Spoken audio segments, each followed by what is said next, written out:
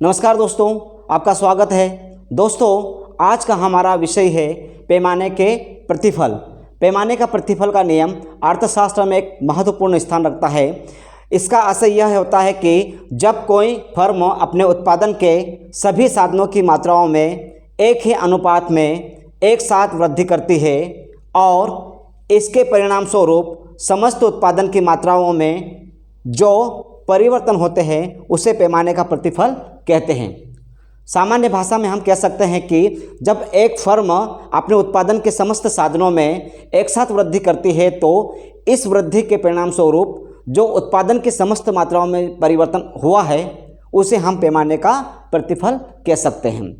दोस्तों, पैमाने के प्रतिफल को और अधिक समझने के लिए हमें इसकी विशेषताओं और मान्यताओं पर प्रकाश डालना आवश्यक है। तो आइए दोस्तों, हम पैमाने के प्रतिफल की मान्यताओं, विशेषताओं और पैमाने के विभिन्न प्रकारों को समझने का प्रयास करते हैं। दोस्तों, पैमाने के प्रतिफल की विशेषता इस प्रकार है। उत्पादन के सभी साधनों की मात्रा में वृद्धि की जाती है तथा समान अनुपात में वृद्धि की जाती है। मान्यताएं इस प्रकार से है। उद्यमी साधन स्थिर रहते हैं, अन्य साधन परिवर्तनशील होते हैं, श्रमिक उपलब्ध संयंत्रों में ही कार्य करते हैं, फर्म में उत्पादन के पैमाने को बढ़ाते समय तकनीकी परिवर्तन नहीं होता है, साधनों में पूर्ण प्रतियोगिता रहती है और उत्पादन का परिमाणात्मक माप होता है। दोस्तों, इसके पश्चात हम पैमाने के प्रतिफल की व्याख्या तालिका एवं रेखाचित्र के माध्यम से करने का प्रयास करते हैं। दोस्तों, पैमाने के प्रतिफल को इस तालिका के माध्यम से स्पष्ट करने का प्रयास किया गया है। पैमाने के प्रतिफल की अवस्थाएं 3 प्रकार की होती है।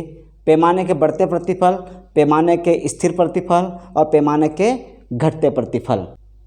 रेखा चित्र के दूसरे भाग में साधनों के अनुपात में वृद्धि को दर्शाया गया है।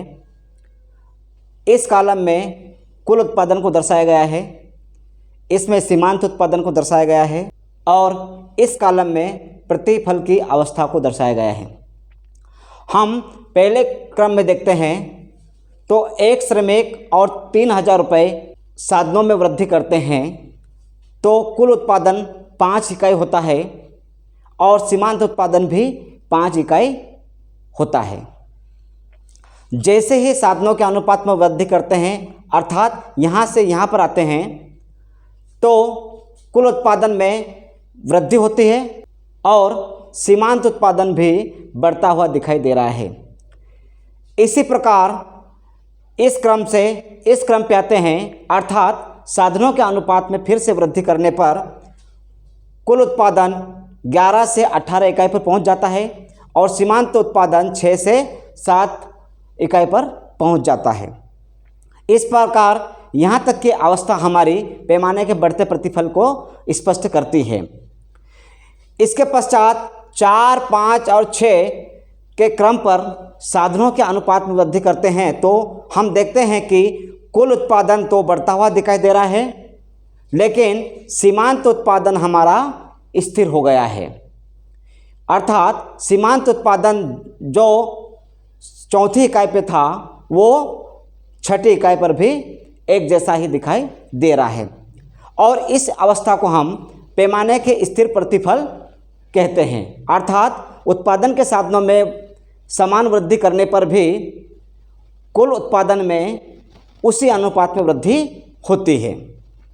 इसके पश्चात साधनों के अनुपात के 7वें, 8वें और 9वें क्रम में हम देखते हैं तो यहाँ पर हमारा कुल उत्पादन बढ़ता हुआ दिखाई दे रहा है, लेकिन सीमांत उत्पादन हमारा घटता हुआ दिखाई दे रहा है और इस अवस्था को हम पैमाने के घटते प्रतिफल कहते हैं। इसका आशय यह है कि इस अवस्था में आप साधनों के अनुपात में वृद्धि करते हैं, कुल उत्पादन भी बढ़ता है लेकिन सीमांत उत्पादन घटने लगता है और इसीलिए इसे पैमाने का घटता प्रतिफल कहते हैं। दोस्तों, तालिका में दिए गए आंकड़ों को हमने एक रेखा चित्र के माध्यम से स्पष्ट करने का प्रयास किया है। रेखा चित्र में OX अक्ष पर उत्पादन के पैमाने को दर्शाया गया है और OY अक्ष पर हमने सीमांत उत्पादन को दर्शाया गया है। बिंदु ए से बे तक की अवस्था जो है वो हमारी प्रथम अवस्था को स्पष्ट कर रहा है, अर्थात पैमाने के बढ़ते प्रतिफल को स्पष्ट किया जा रहा है।